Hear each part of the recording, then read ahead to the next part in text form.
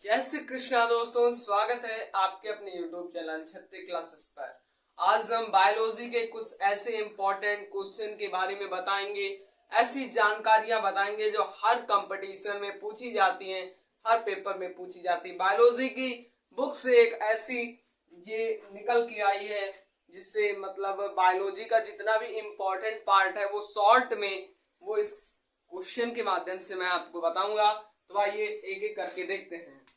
तो अस्थियों की कुल संख्या कितनी है? मतलब अस्थि मतलब हड्डी जो है ये सब किसके पर बेस्ड है? मानव पर बेस्ड है, शरीर है ना, मानव का, हम लोगों का ह्यूमन बॉडी पर ये जो प्रश्न जो है आधारित है। तो अस्थियों की कुल संख्या, अस्थियां मतलब होती हैं हड्डियां, हड्डियों की कितनी संख्या है हमारे शरीर में?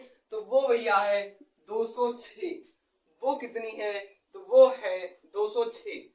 दूसरा है सबसे छोटी अस्थि, मतलब सबसे छोटी हड्डी कौन सी है? तो सबसे छोटी हड्डी स्टेपीज है जो हमारे कान में स्थित है। और कान में कहा? मध्य कण में। मध्य कण मतलब कान के बीच में ये हड्डी पाई जाती है। फिर है सबसे बड़ी अस्थि। सबसे बड़ी अस्थि कौन सी है? तो वो है भैया फीमर। क्या है? फीमर। फीमर ये कहाँ पाई जाती है? जंघा में, यहाँ जंघा में, है ना। पेशियों की कुल संख्या कितनी है? तो भैया पेशियों की कुल संख्या 639। 639। फिर है सबसे लंबी पेशी कौन सी है? तो भैया सबसे लंबी पेशी है सार्टोरियस। सार्टोरियस, तो ये भैया नाम याद रखना, सबसे लंबी पेशी है। फिर है बड़ी आंत की लंबाई। जो हमारे आंत पाई जाती है, दो आंतें पाई जाती हैं मुख्यतः, एक बड़ी होती है और एक छोटी होती है। तो बड़ी आंत की लंबाई 1.5 मीटर है और छोटी आंत की लंबाई 6.25 मीटर है। देखो पॉइंट के बाद हमेशा अंक को तोड़ के पढ़ा जाता है, जिससे 25 नहीं पढ़ा जाएगा। 6.2 और 5, तो ये मीटर हो गया। यकृत का भार पुरुष में कितना? देखो पुरुष और महिलाओं में अब अलग अलग हो गया। तो यकृत का भार जो है वो पुरुषों में आपसे पूछ लेगा कि किस में भैया यकृत का भार बताइए पुरुषों में। तो आपको लिखना है 1.4 से 1.8 किलोग्राम। मतलब पुरुषों में जो यकृत होती है, यकृत का भार कितना होता है? 1.4 से 1.8 किलोग्राम, ठीक है। और यकृत का भार महिलाओं में तो 1.2 से 1.4। मतलब महिलाओं की जो यकृत का भार होता है वो पुरुषों की यकृत के भार की अपेक्षा क्या होता है? कम होता है, ठीक है।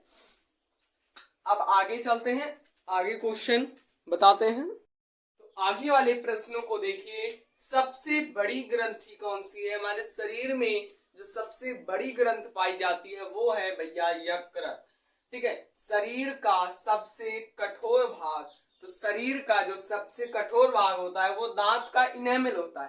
दांत का इनेमल, ठीक है। शरीर का सामान्य तापमान कितना होता है? तो शरीर का जो सामान्य तापमान की बात करें तो 98.4 डिग्री फ़ारेनहाइट होता है। और अगर सेल्सियस में बात करें तो 37 डिग्री सेल्सियस होता है, ठीक है। शरीर में रुधिर की मात्रा, शरीर में रुधिर, रुधिर मतलब होता है खून। क्या होता है? खून। खून मतलब ब्लड, ठीक है। तो शरीर में कितना होता है? तो 5.5 लीटर खून हमारे शरीर में पाया जाता है। मस्तिष्क का भार, तो मस्तिष्क का भार होता है 1220 से 1400 ग्राम।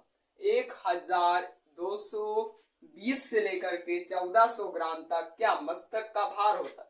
सर्वग्राही रुधिर वर्ग, सर्वग्राही रुधिर वर्ग हम लोग क्या करते हैं? ब्लड ग्रुप अपना चेक कराते हैं। ए पॉजिटिव, ए निगेटिव, है ना, कई प्रकार के होते हैं। तो वैसे सर्वग्राही जो सबका खून ले ले, सबका खून ले ले, सर्वग्राही सबका खून ले ले। रुधिर मतलब खून होता है, वर्ग, वर्ग मतलब ग्रुप, ब्लड ग्रुप, ऐसा ब्लड ग्रुप जो सबका खून ले तो वो है AB। क्या है? AB। AB ब्लड ग्रुप के जितने भी लोग होंगे वो क्या, वो सबका खून ले सकते हैं। और सर्वदाता रुधिर वर्ग जो O के होंगे, ओ के, ओ ब्लड ग्रुप के।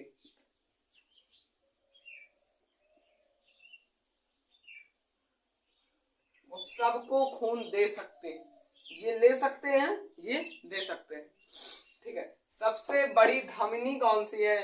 तो सबसे बड़ी धमनी एब्डोमिनल एरोटा है, एब्डोमिनल एरोटा है। तो ये ध्यान रखना। बस आज के लिए इतना ही, और इसे अच्छे से तैयार कर लो ताकि कोई भी कंपटीशन हो या नीट का एग्जाम क्यों ना हो या कोई भी हो, तो आपको ये बायोलॉजी के इतने तो आपको सबको आना चाहिए, बेसिक है ये, पूरे किताब से लाए गए हैं। तो इसके लिए मेहनत के लिए चैनल को सब्सक्राइब करना बिल्कुल भी मत भूलिएगा। धन्यवाद।